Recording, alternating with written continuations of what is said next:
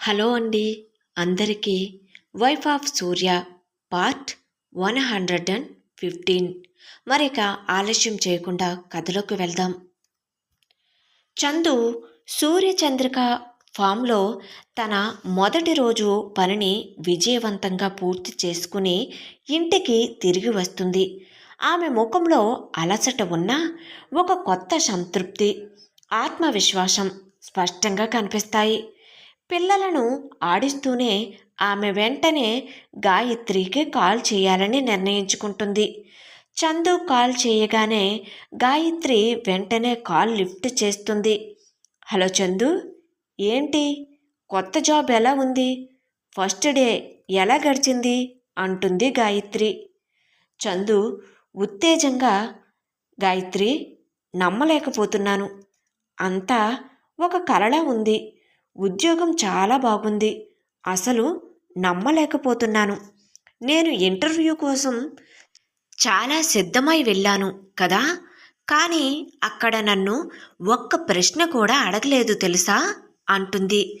గాయత్రికి విషయం అర్థమైనా తనకేమీ తెలియనట్లు నటిస్తుంది.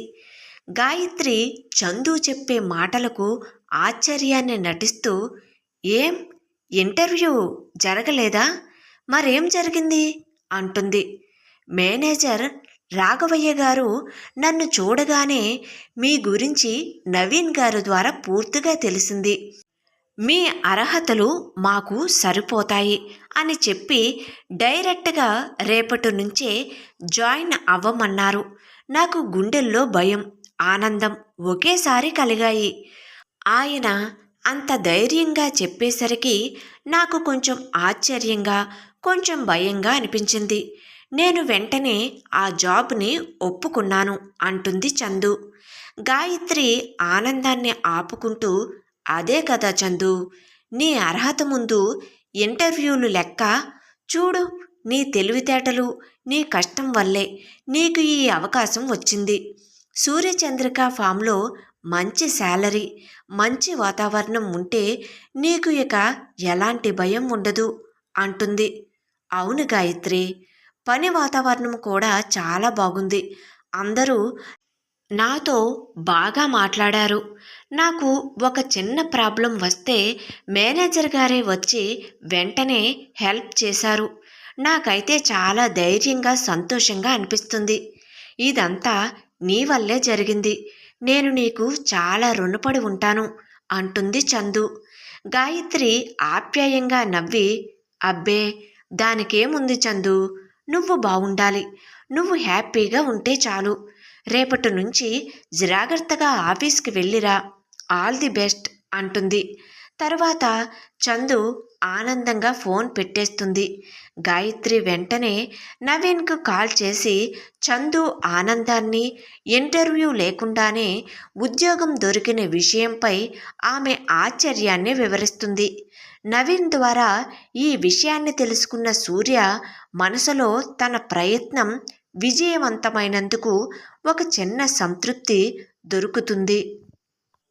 చందు ఆఫీసులో చేరి దాదాపుగా 15 రోజులు కావస్తుంది. ఆమె తన పనిలో చాలా నిమగ్నమైపోతుంది. సరిగ్గా అదే సమయంలో ఆమెకు ఒక ఫోన్ కాల్ వస్తుంది. చందు ఫోన్ ఎత్తి గొంతులో వణుకుతో, హలో, నమస్తే సార్. అవును సార్, పిల్లల స్కూల్ ఫీజు విషయం గుర్తుంది. ఈ నెలాఖరు వరకు టైం ఇవ్వలేరా? ప్లీజ్ సార్, ఇప్పుడే నేను కొత్తగా జాబ్లో కూడా చేరాను. శాలరీ రాగానే ఫీజు కట్టేస్తాను అంటుంది. స్కూల్ ప్రిన్సిపల్ అటువైపు నుంచి కఠినంగా మాట్లాడుతున్నట్లు చందు ముఖ కవళికల ద్వారా అర్థమవుతుంది. వద్దు సార్, ప్లీజ్, పిల్లల్ని క్లాసు బయట నించోబెట్టకండి. వాళ్ళు చిన్నపిల్లలు, చాలా బాధపడతారు. రేపు ఎలాగోలా కొంతైనా అడ్జస్ట్ చేసి కడతాను సార్, నన్ను నమ్మండి అంటుంది. ఫోన్ పెట్టేసిన తర్వాత చందు టేబుల్పై తల పెట్టుకుని చిన్నగా ఏడవటం మొదలుపెడుతుంది.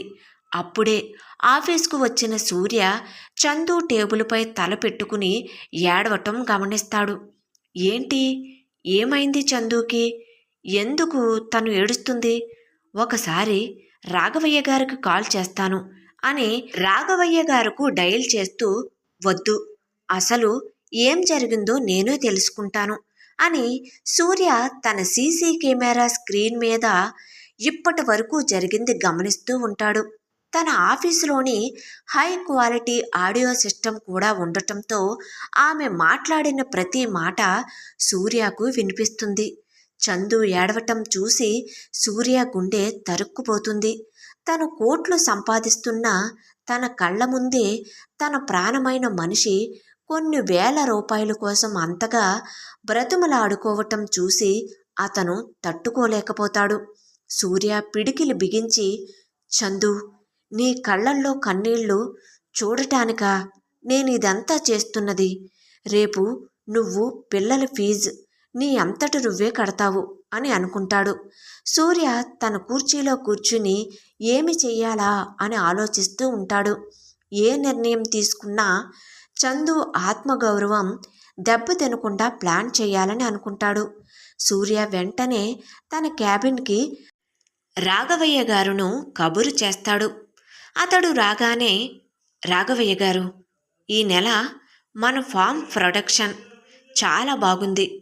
మనం అనుకున్న దానికంటే ఎక్కువ లాభాలు వచ్చాయి. అందుకే స్టాఫ్ అందరికీ ఏదైనా సర్ప్రైజ్ ఇద్దాం అనుకుంటున్నాను అంటాడు సూర్య. రాఘవయ్య గారు ఆశ్చర్యంగా, అదేంటి సార్, ఎప్పుడూ మధ్యలో బోనస్ ఇవ్వలేదు కదా, వారం రోజుల క్రితమే కదా పండక్కి ఇద్దాం అనుకున్నాం అంటాడు. లేదు రాఘవయ్య గారు, పనిచేసే వాళ్ళ ఉత్సాహమే మన కంపెనీ బలం. అందుకే ఈ నెల అందరికీ ఒక నెల జీతం బోనస్గా ఇవ్వండి. అలాగే కొత్తగా జాయిన్ అయిన వాళ్ళకి కూడా ఇది వర్తిస్తుంది. వెంటనే అనౌన్స్ చేయండి అంటాడు సూర్య. రాఘవయ్య గారుకు మళ్ళీ పాత అనుమానమే వస్తుంది. సూర్య సార్ ఈ మధ్య చాలా మారిపోయారు అనుకుంటారు. కానీ బయటకు మాత్రం సరే సార్ అని చెప్పి బయటకు వెళ్ళి, రాఘవయ్య గారు, అందరూ వినండి, మన ఎండి గారు ఒక గొప్ప నిర్ణయం తీసుకున్నారు. ఫామ్ లాభాల్లో ఉన్నందుకు అందరికీ 1 మంత్ శాలరీ బోనస్ ఇస్తున్నారు. రేపే మీ అకౌంట్స్లో క్రెడిట్ అవుతుంది అంటారు. అతని మాటలకు ఆఫీస్ అంతా సంతోషంతో అరుపులు కేకలు వేస్తారు. కానీ చందు మాత్రం స్టన్ అయిపోయి ఉంటుంది. వైఫ్ ఆఫ్ సూర్య కథ కొనసాగుతుంది. కథ నచ్చినట్లయితే ప్లీజ్ దయచేసి సబ్స్క్రైబ్ చేసుకుని ఎంకరేజ్ చేయగలరు. Thank you.